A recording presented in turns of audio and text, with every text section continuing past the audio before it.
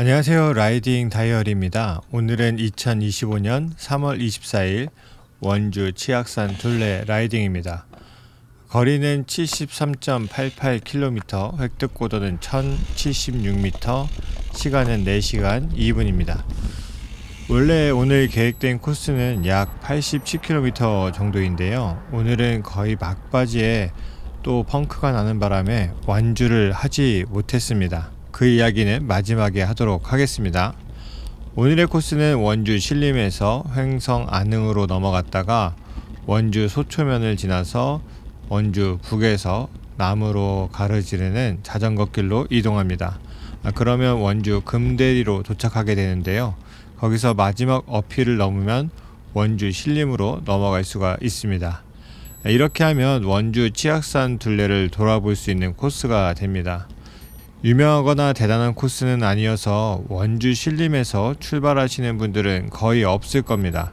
하지만 혹시라도 원주 신림에서 출발하시는 분이 있다면 주차 문제를 좀 생각해 보셔야 될 것 같아요. 저 같은 경우에는 찾다가 원주 신림공원이라고 하는 곳에 주차를 했습니다. 굉장히 협소한데 원주 신림공원에서 출발하면 바로 쌀이치길로 가게 됩니다. 쌀이치길에 들어서자마자 치악산 명성 수영관이 있는데 거기 앞에 보면 주차장이 꽤나 잘 되어 있습니다. 주차를 제한하는 문구나 혹은 시설이 없기 때문에 평소에 주차하는 것은 문제가 안 될 거라는 생각이 듭니다. 또 저 같은 경우에는 평일에 가다 보니까 여기가 교회 시설인 것 같은데, 특히 저 같은 경우는 평일에 가니까 주차하는데 전혀 문제가 없어 보였습니다. 주말은 어떨지 모르겠는데 평일은 괜찮은 것 같습니다. 첫 시작은 스트라바 쌀이치제 단종 어드벤처로 시작하게 됩니다.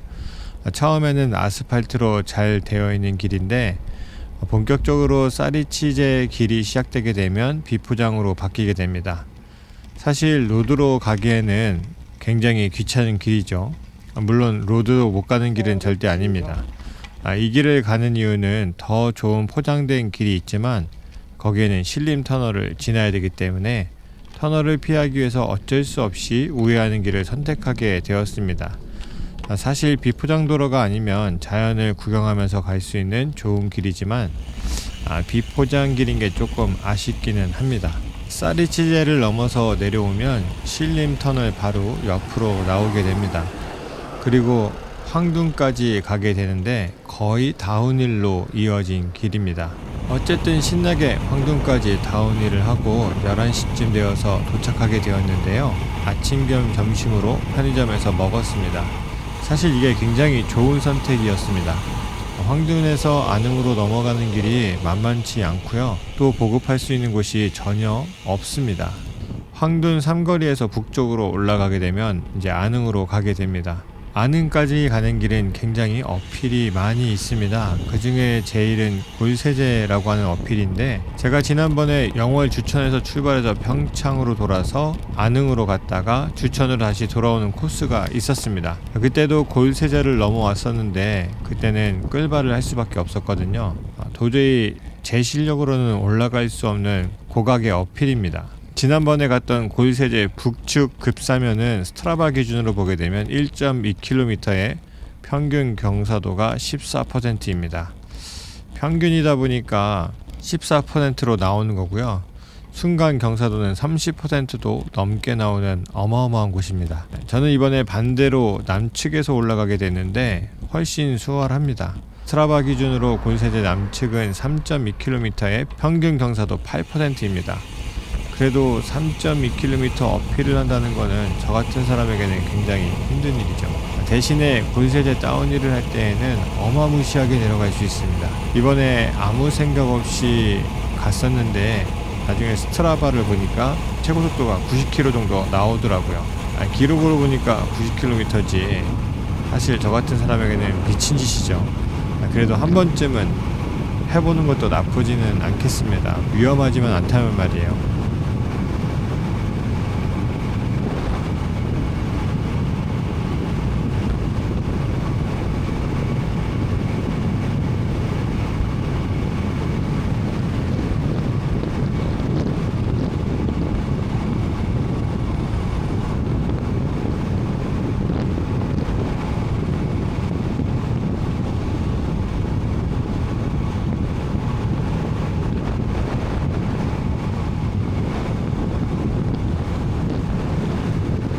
그렇게 안흥으로 가서 잠시 쉬게 되었는데요.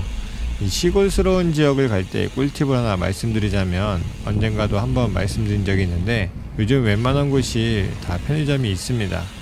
그래서 간단한 식사류를 원하신다면 편의점에 가는 게 맞다고 생각을 합니다.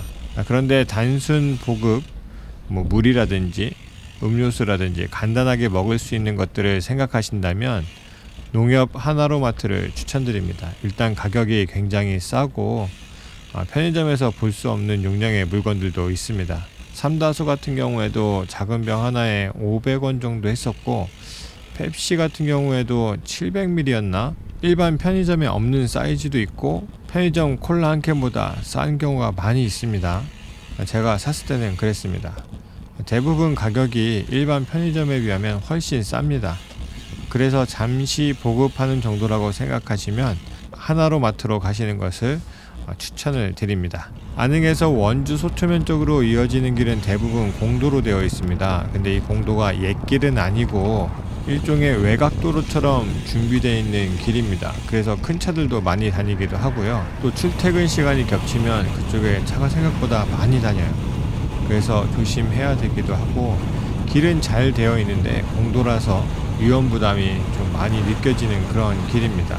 여기도 잘 지나가게 되면 원주 태장동으로 가게 되는데요. 원주 태장동에 가게 되면 자전거 도로를 이용할 수가 있습니다. 원주천을 중심으로 해서 조성된 자전거 길인데 원주 북쪽에서 남쪽까지 금대리라고 하는 곳까지 연결이 잘 되어 있습니다. 물론 이런 길들의 단점은 당연히 보행자들도 자전거 길을 다니는 게 문제입니다. 길 자체는 보행자 도로하고 자전거 길이 나누어져 있는데요. 사실 대부분의 이런 길들의 문제는 사람들이 인도로만 다니지 않는 게 문제이긴 하죠. 그래도 길은 잘 되어 있고 굉장히 편하게 갈 수 있는 좋은 길입니다. 그렇게 그 길을 가다 보면 원주 금대리 쪽으로 가게 되는데, 여기서 마지막 어필을 하나 넘으면 신림으로 도착하게 됩니다. 저 같은 경우에는 이 어필을 더 이상 넘지 못하고 멈출 수밖에 없었는데요. 왜냐면 또 펑크가 났습니다. 물론 태장동을 도착하기 전에 펑크가 났었고 튜브를 교체했었고, 또 중간에 또 펑크가 나가지고 CO2로 공기를 주입하면서 버텼는데 도저히 마지막 어필을 올라갈 엄두가 나지 않더라고요. 사실 이제 별의별 생각이 다 들었습니다. 왜냐하면 이렇게 펑크가 나게 되면 타이어 안쪽에 이물질이 있는지 없는지 확인하게 되는데, 이전에 샵 사장님도 그렇고 평창에서도 그렇고 제가 튜브를 교체할 때도 그랬는데 타이어 안쪽에 손으로 만져지는 게 전혀 없었습니다. 그래서 이런 문제가 계속 생기는데 원인을 찾지 못하면 어쩔 수 없이 타이어를 통째로 교체해야 되는 상황이 오게 되죠. 사실 그동안 튜브 교체 비용, 그러니까 인건비라든지 튜브 비용이라든지 생각하면 더 손실이 있기 전에 타이어를 교체하는 것도 낫지 않을까라는 생각을 하기도 했습니다. 사실 타이어가 너무 아까웠어요. 작년에 28C로 교체를 했는데 타이어 하나 가격도 사실 싸진 않지 않습니까? 승용차 제일 싼 타이어만큼의 가격을 하다 보니까 통째로 교체하는 거는 좀 부담스러운 느낌이 있었습니다. 결국 이번 라이딩을 다 완주하지 못하고 억지로 집에 돌아왔는데, 집에 돌아와서 시간이 남을 때 다시 한번 타이어 안쪽을 살펴보게 되었습니다. 일단 튜브를 빼내고 바람을 넣어서 어디가 새는지 확인했고, 그 다음에 그 부분에 대응하는 타이어 위치를 확인해서 정밀하게 좀 들여다봤습니다. 물론 이전에도 그렇게 했었고 이전에도 똑같은 자리였기 때문에 그 부분을 나름 잘 본다고 했는데 외부에서 들어온 흔적은 있는데 안쪽에 이물질은 없었거든요. 근데 이번에 보니까 그 자리에 타이어 안쪽에 있는 다른 재질들이 살짝 삐져나온 걸 보게 됐어요.